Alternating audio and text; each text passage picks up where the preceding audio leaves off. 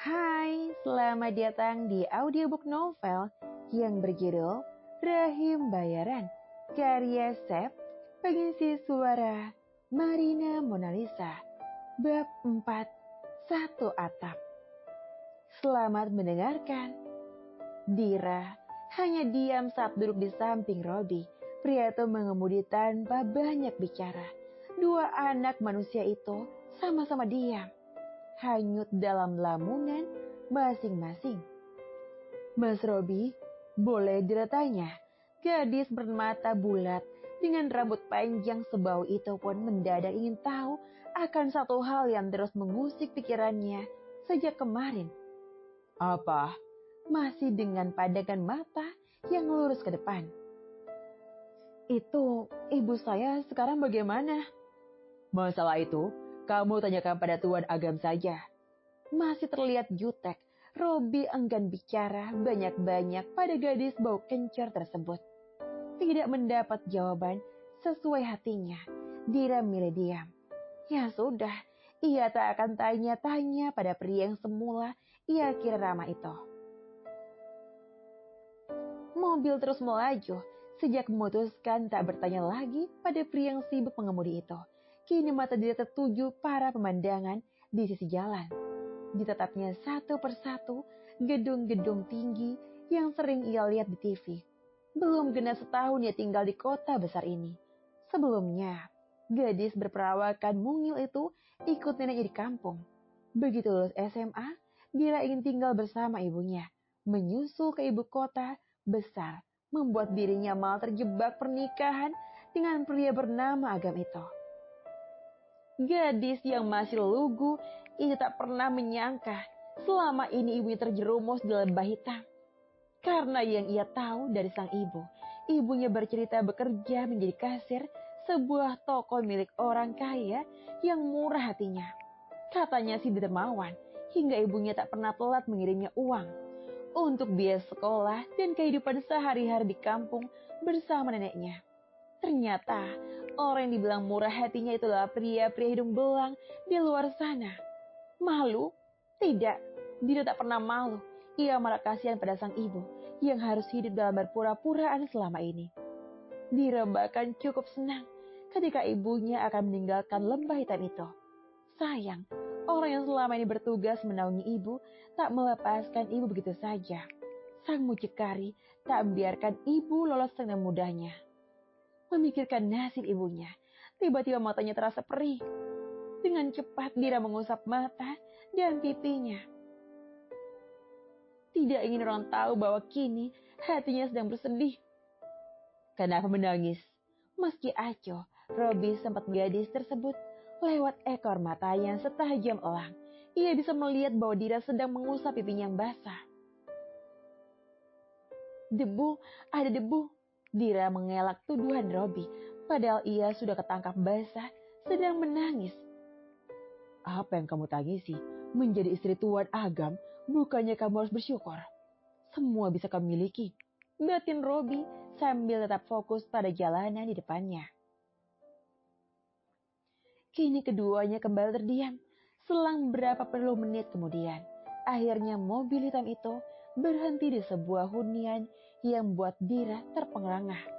Sejak tadi, mata gadis belia itu tak berkedip, menatap penuh takjub pada bangunan megah dan mewah di depannya. Ini rumah apa istana? Ucapnya lirih.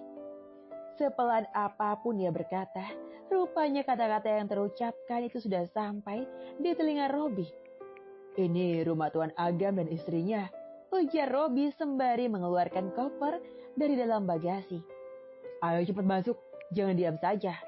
Tambah Robi ketika melihat Dira hanya bengong. Gadis itu masih takjub dengan apa yang ia lihat. Ini lebih besar daripada masjid di kampung, gumamnya sambil mengekor di belakang Robi. Setelah mereka masuk, Robi langsung menuju ruang kerja Agam. Dira juga masih setia mengikuti dirinya dari belakang.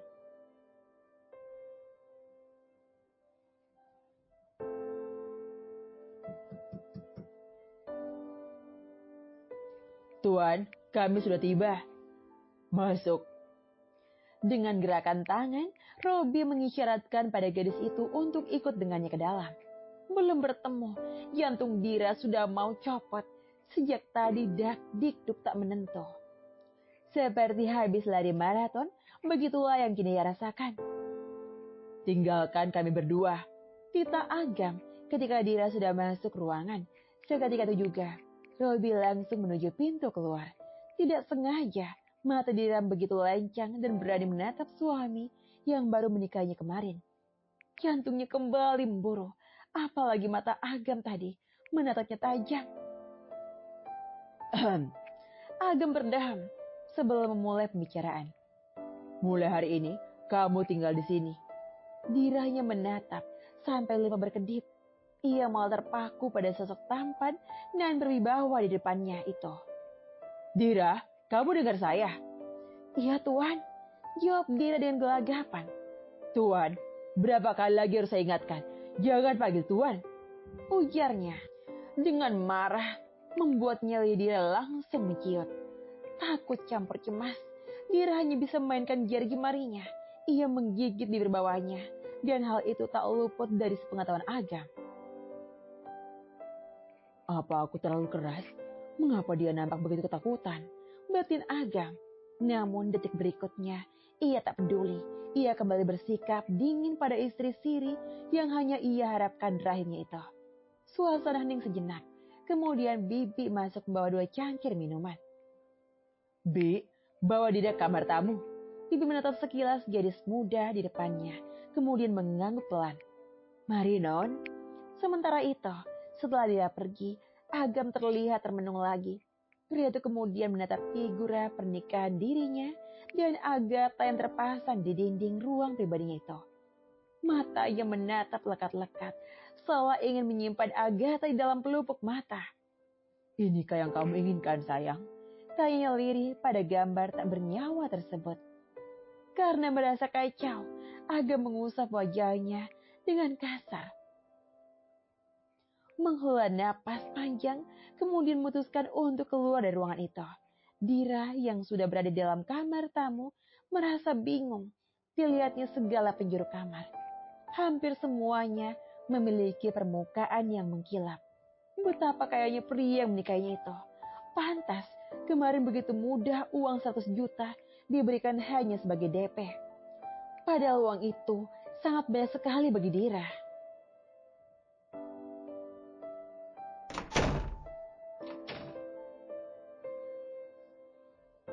Kaget karena pintu mendadak terbuka, Dira langsung menatap ke arah pintu kamarnya.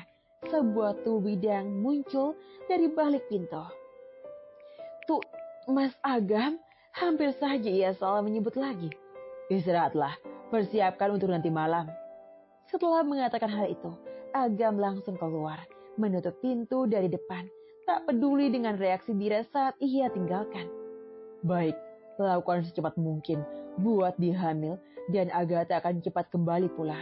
Sambil berjalan, Agam bergumam, berharap istrinya cepat pulang. Selama ini ia tidak bisa jauh-jauh dari wanita kesayangannya itu. Dengan buat Dira cepat hamil, maka rumah tangganya akan selamat. Masalah anak akan segera teratasi. Hidupnya dan Agatha akan kembali bahagia. Sama saat awal mula mereka menikah. Sementara itu, ketika Agam sudah memutuskan matang-matang akan memproduksi anak malam ini. Kini, Dira di kamar yang luas dan lebar itu nampak dilanda kecemasan luar biasa. Ibu, bagaimana ini? Lirihnya sambil membayangkan wajah ibunya. Sejak tadi Dira mondar-mandir terus memainkan jari-jarinya. Berjalan dari ranjang sampai kamar mandi, kemudian diulang-ulang berkali-kali. Hingga waktu terus berjalan, siang yang panas berubah menjadi malam yang dingin.